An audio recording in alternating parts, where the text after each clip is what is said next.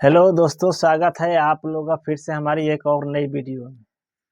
दोस्तों, हमने कल पढ़े थे इंडेक्स के बारे में से इंडेक्स कितने प्रकार के होते हैं। आज हम कुछ और पढ़ेंगे क्योंकि वो भी अभी बेसिक है, अभी हमारा बेसिक ही चल रहा है। ओके, तो आइए हम आगे बढ़ते हैं। तो दोस्तों, हमने कल पढ़े थे इंडेक्स के बारे में, आज हम पढ़ेंगे सेगमेंट के बारे में। सेगमेंट होता क्या है, सेगमेंट है क्या, सेगमेंट क्या है और कितने प्रकार के हैं। ठीक है, तो सेगमेंट वो चीज़ है जिसके बिना हम डीमैट अकाउंट खोलते हैं तो सेगमेंट हमें कराना पड़ता है। जैसे कोई डॉक्यूमेंट, बैंक पासबुक, उसके बाद में बैंक के अटैचमेंट्स, लेन देन कितना है नहीं है उसको बारे में देना पड़ता है।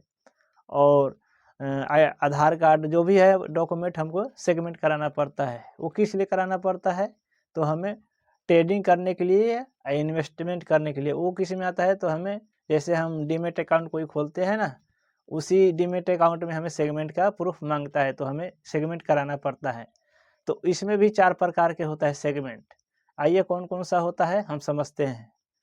हमें जो ट्रेडिंग करना है, इन्वेस्टिंग करना है, किस में करना है, उसके लिए हमें सेगमेंट कराना पड़ता है।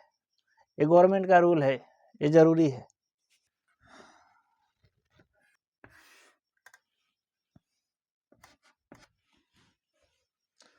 तो दोस्तों, सेगमेंट 4 प्रकार के होते हैं। कौन सा होते हैं?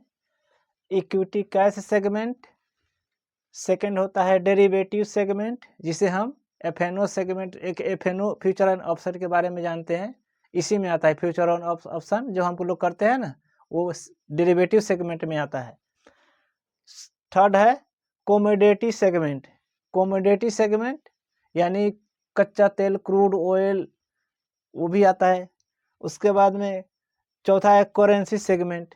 करेंसी सेगमेंट है जिसमें हम करेंसी का हम ट्रेड करते हैं, अपना इंडिया से लेकर के अदर कंट्री का भी रुपया, मतलब जो भी है उसका करेंसी, डॉलर, कॉइन जो भी है, उसको हम पेयर बना के ट्रेड करते हैं। उसके लिए हमें सेगमेंट करना पड़ता है। 4 प्रकार का सेगमेंट होता है ट्रेडिंग के लिए और इन्वेस्टिंग के लिए। तो आइए एक एक करके हम समझेंगे।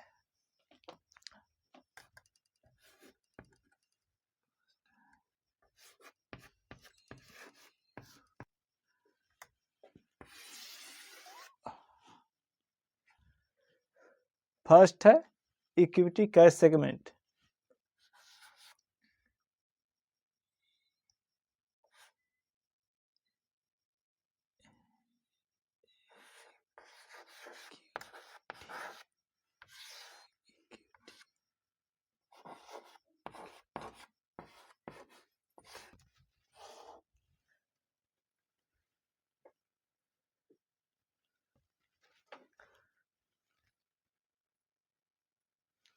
इक्विटी सेगमेंट किसे कहते हैं?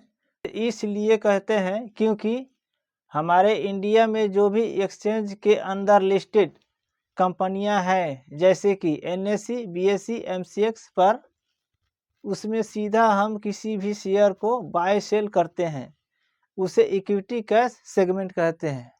हमारे इंडिया में जो भी एक्सचेंज पर लिस्टेड कंपनियां हैं, जैसे एनएससी, बीएससी, एमसीएक्स पर लिस्टेड कंपनियां हैं इंडिया के, उसमें सीधा हम जा कर के किसी भी शेयर को बाय सेल करते हैं, उसे इक्विटी कैश सेगमेंट कहते हैं। इसमें डिलीवरी और इंट्राडे दोनों भी होता है। खास करके ज़्यादा लोग इसमें डिलीवरी करते हैं, किसी शेयर को अपने होल्ड करके रखते हैं लंबे समय के लिए, तो इसे हम इक्विटी सेगमेंट में इसके लिए हमें जाना पड़ेगा।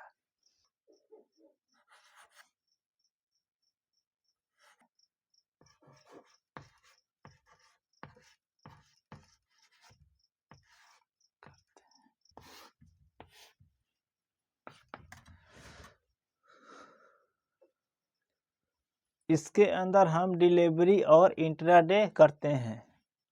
अगर हमें किसी शेयर को लॉन्ग टाइम के लिए होल्ड करके रखना चाहते हैं तो इसके लिए इक्विटी कैश सेगमेंट के साथ जाना होगा। अब हम समझेंगे सेकेंड वाले डेरिवेटिव सेगमेंट के बारे में।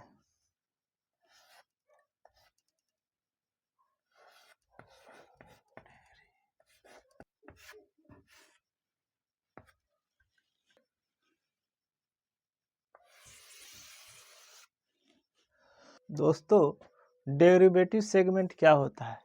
डेरिवेटिव सेगमेंट क्या होता है?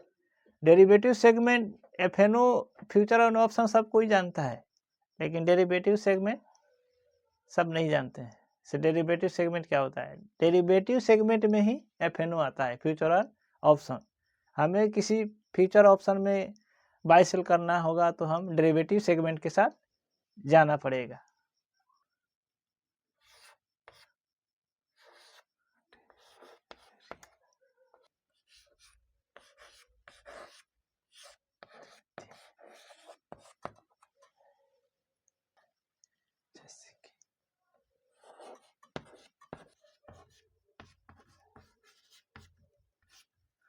डेरिवेटिव सेगमेंट के में सीधा किसी भी शेयर को हम बाय सेल नहीं करते हैं, बल्कि इस सेगमेंट के अंदर शेयरों को कॉन्ट्रैक्ट को हम बाय सेल करते हैं। यानी सीधा शेयर को बाय सेल नहीं करते हैं, शेयर को एक लॉट साइज होता है उसे हम बाय सेल करते हैं। इसके अंदर एक लॉट साइज हमें दिखाई देता है, जैसे कि Nifty 50, Sensex, bank Nifty, mid cap, etc index जैसे दिखाई देते हैं। इसके अंदर हम बाय सेल करते हैं। आई होप ये समझ में आ गया डेरिवेटिव सेगमेंट से हमें क्या करना है, डेरिवेटिव सेगमेंट में किस तरह होता है। चलिए अब थर्ड सेगमेंट समझते हैं, कमोडिटी सेगमेंट।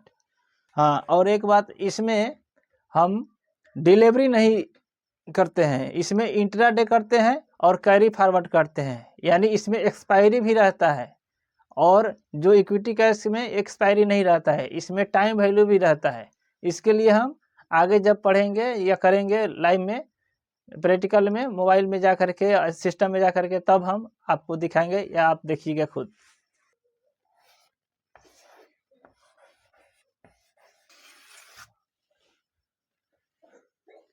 दोस्तों कमोडिटी सेगमेंट क्या होता है, आइए इसके बारे में हम समझेंगे।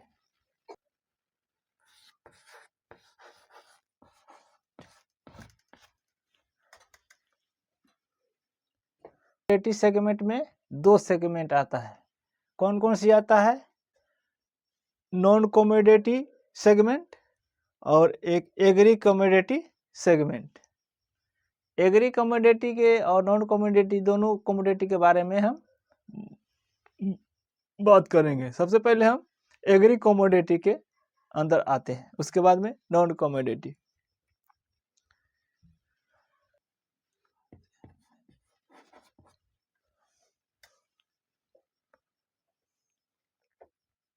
एग्री कमोडिटी उसे कहते हैं, एग्री कमोडिटी के अंदर ये चीज आता है जैसे कि चीनी, चना, सोयाबीन, जो कि खेत से फसल के सहायता होकर आती है, एग्री कमोडिटी कहते हैं।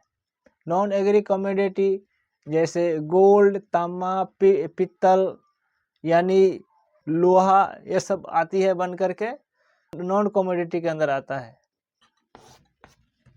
नॉन कमोडिटी के अंदर वो चीज आता है जैसे कि सोना, चांदी, एल्युमिनियम, एनर्जी सेक्टर से natural gas, oil, crude oil, ये सब प्रोडक्ट आती है, ये नॉन कमोडिटी के अंदर आती है।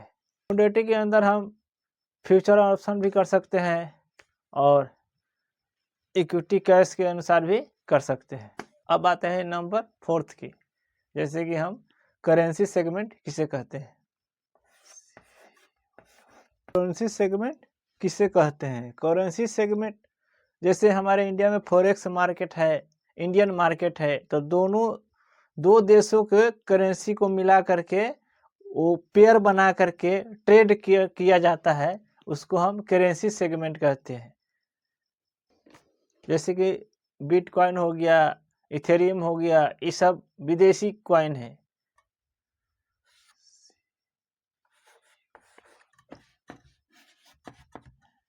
दोस्तों करेंसी सेगमेंट किसे कहते हैं? करेंसी सेगमेंट उसे कहते हैं जैसे कि किसी भी दो देशों के करेंसी को मिला करके, यानी कि पेयर बना करके ट्रेड करते हैं, उसे करेंसी सेगमेंट कहते हैं। यानी दो देशों को, किसी भी देश का जो करेंसी होता है उसको जोड़ करके यानी पेयर बना करके जो ट्रेड करते हैं उसको हम करेंसी सेगमेंट में कहते हैं।